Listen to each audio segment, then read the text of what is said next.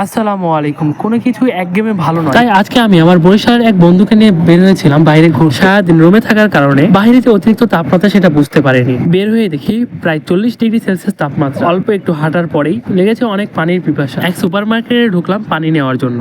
সময় স্বল্পতার কারণে শুধু পানি আর বিস্কুট নিয়ে বের হয়ে আসলাম।